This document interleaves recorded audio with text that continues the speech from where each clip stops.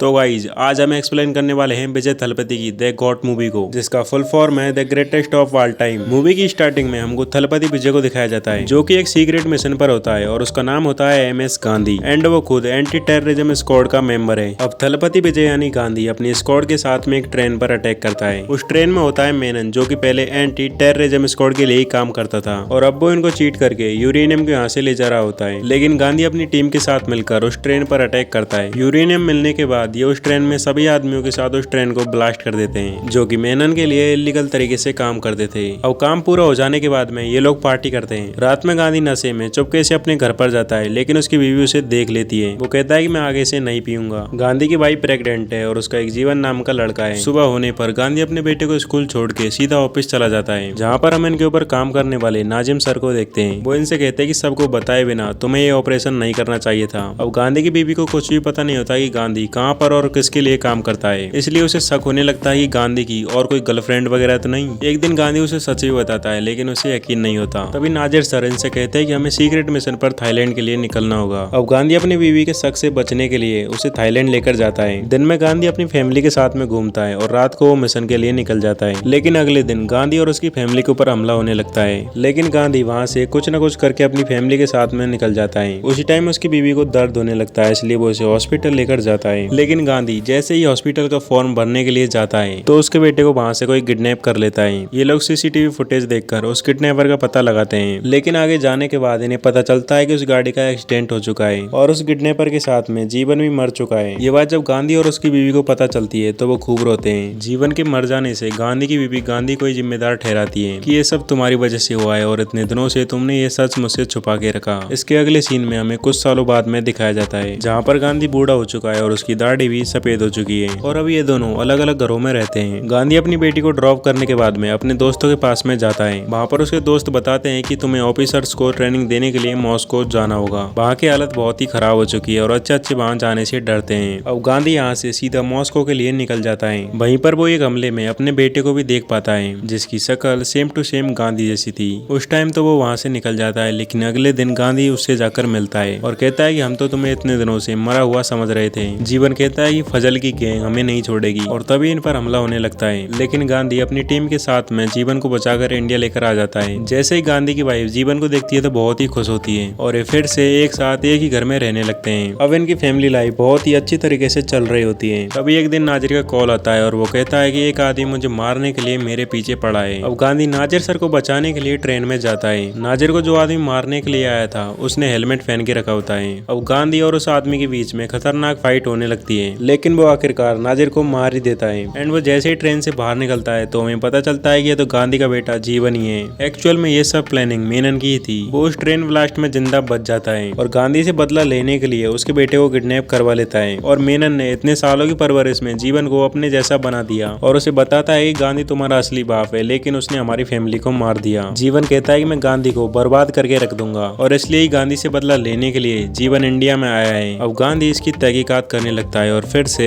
Anti terrorism squad में शामिल हो जाता है। तभी उसे पता चलता है कि नाजिर का फोन उस दिन किसी ने चोरी कर लिया था और उसमें उस आदमी के खिलाफ कोई ना कोई डिटेल थी। अब ये लोग जैसे उस फोन को लेने के लिए जाते हैं तो वहाँ पर जीवन भी आ जाता है और गांधी के एक साथी को धोखे से मार देता है और साथ ही उससे वो फोन भी ले लेता है। गांधी को कुछ भी समझ में नहीं आता कि ये सब हो क्या रहा है। अगले दिन वो चोर फोन करके कहता है कि मैंने जिस आदमी से फोन चुराया था वो अभी यहीं पर है। गांधी तुरंत वहीं पर आता है और उसके निकलने के बाद उसके घर की तहकीकात करने लगता है। छानबीन करने के बाद में गांधी को सब कुछ पता चल जाता है। उसी दिन मेनन अपने साथियों के साथ में इंडिया आ रहा होता है, तो फेक आईडी के चलते वो सभी पकड़े जाते हैं। लेकिन तभी जीवन गांधी के दोस्त की बेटी को किडनैप कर लेता है और उनसे कहता है अगर तुमने उनको नहीं छोड़ा तो मैं तुम्हारी बेटी को जान से मार दूंगा। अब वो श्रीनिधि को बचाने के लिए मेनन और उसके आदमियों को छोड़ देते हैं, लेकिन जीवन फिर भी श्रीनिधि को मार डालता है। अब लोकेशन ट्रेस करके ये सभी श्रीनिधि को ढूंढने लगते हैं। इनकी टीम का मेंबर कल्याण जैसे श्रीनिधि के पास में पहुंचता है तो वो जिंदा होती है, लेकिन वो उसे जिंदा देखकर तुरंत मार डालता है, क्योंकि कल्याण भी मेनन से मिला हुआ था।